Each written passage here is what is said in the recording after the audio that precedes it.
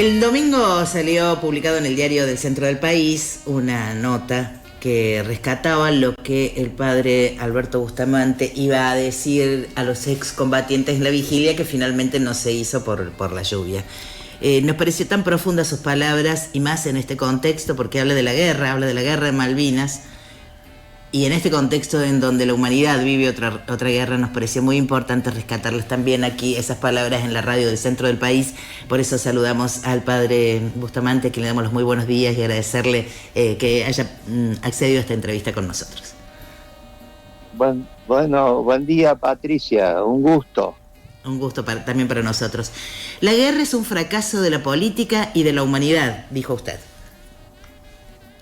Sí, en verdad es así, ¿no? De alguna manera, la historia de la humanidad lamentablemente se ha ido configurando muchas veces, ¿no?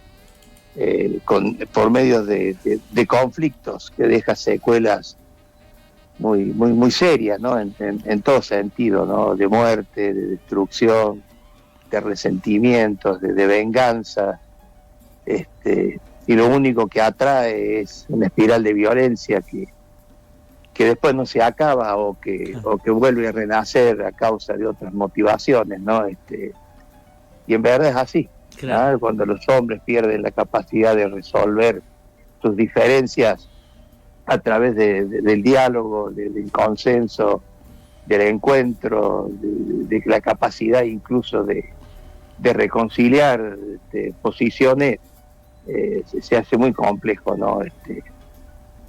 Ahí yo cito una expresión de Einstein donde él decía que a veces nos cuesta descubrir, decía él, que un enemigo es un amigo mal conocido, decía, ¿no? Claro. Aludiendo a cuando la incapacidad de encontrarnos acrecienta siempre las tensiones y las torna irreconciliables, ¿no? También en este tiempo que está marcado de alguna manera por la interacción violenta en redes sociales, como un germen de la agresión, de estas cosas que no se pueden resolver en palabras y que terminan en algunos casos con una guerra. Usted lo señala también, esto de que hay como el fácil insulto, la fácil agresión entre personas.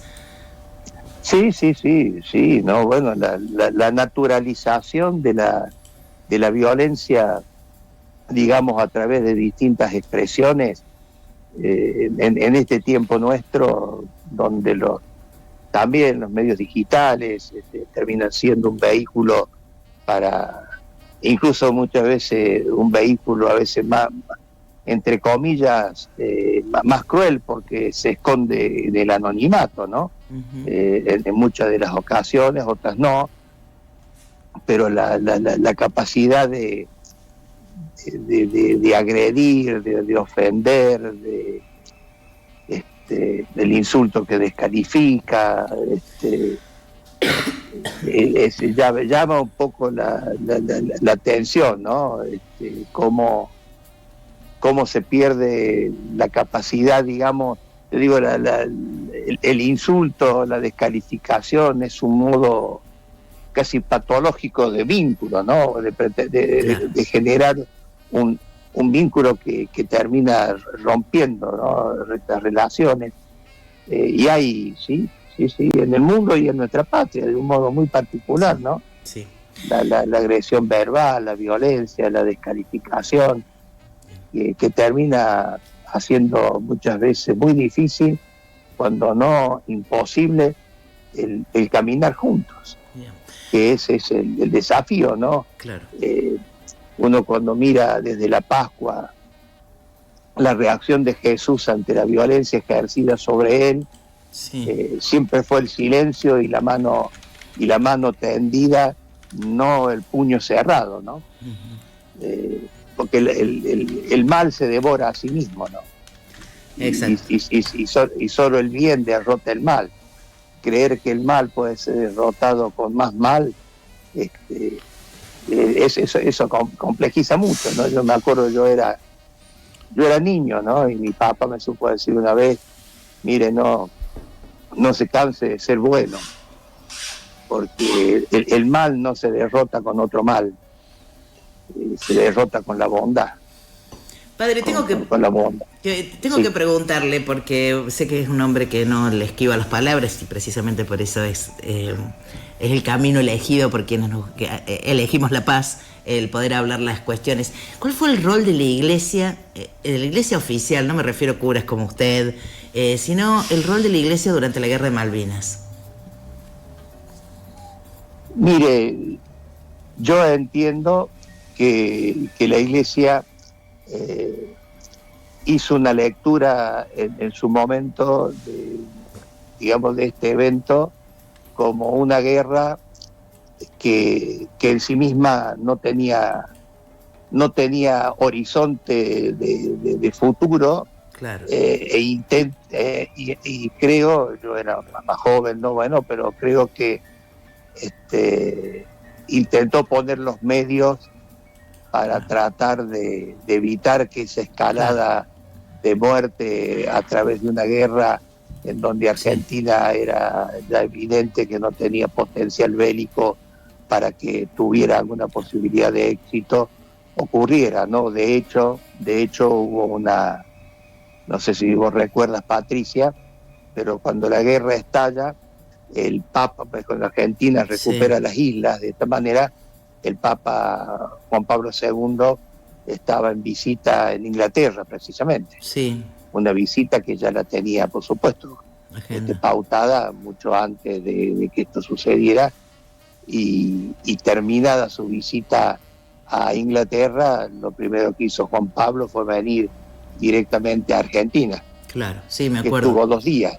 Estuvo 2 días, celebró una misa en la Basílica de Luján y otra misa con jóvenes en los bosques de Palermo.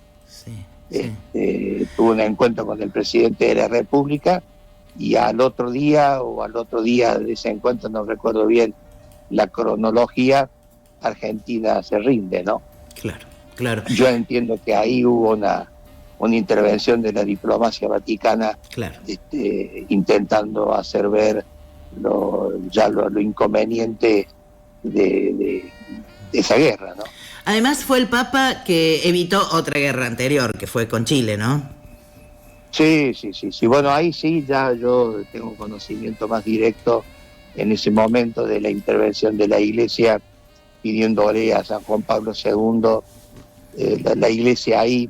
La Iglesia de Chile habló con el entonces presidente de facto, digamos, el dictador Pinochet, y acá en Argentina entiendo que se hizo lo mismo con el dictador Videla, cuando ambos manifestaron su voluntad de aceptar la intervención, la mediación del Papa. Se habló con Juan Pablo II y él aceptó. Juan Pablo II tenía, mire, si no recuerdo mal, 1 mes y medio de Papa. Claro, era muy, no sé, yo tampoco, pero era reciente.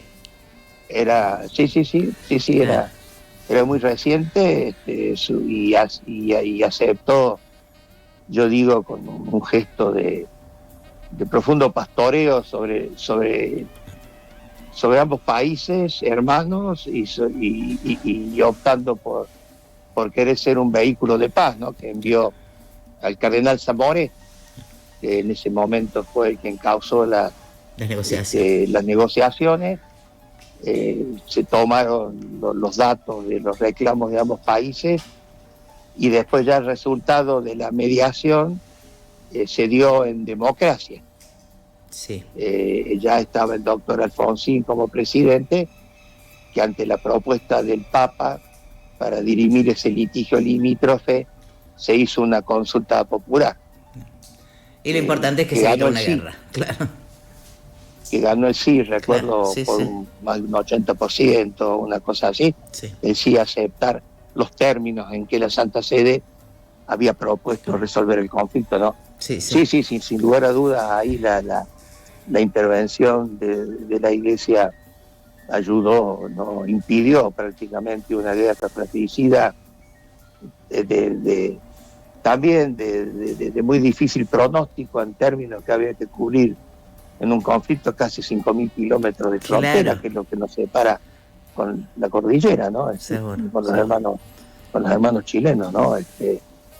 Ahí fue muy lindo, ¿no? Porque el Papa recurre a una expresión grabada en la imagen de Cristo Redentor como signo de paz y fraternidad entre los dos países, donde al pie de la imagen del Cristo, que está ahí cerca de la Concagua, digamos, de ahí grabado una expresión que dice: caerán estas montañas antes que chilenos y argentinos se enfrenten. Mira. Y sí, ahí la Iglesia hizo un aporte más que significativo, y rescato la decisión y la voluntad del Papa, donde digo, así tan poquito que había sido elegido, ¿no? Padre, ya una última pregunta que tiene que ver con el contexto actual. Primero decirle que nos encantó la carta, porque habla de los excombatientes, del olvido que tuvimos los argentinos al principio y que ahora, por suerte, podemos reconocerlos.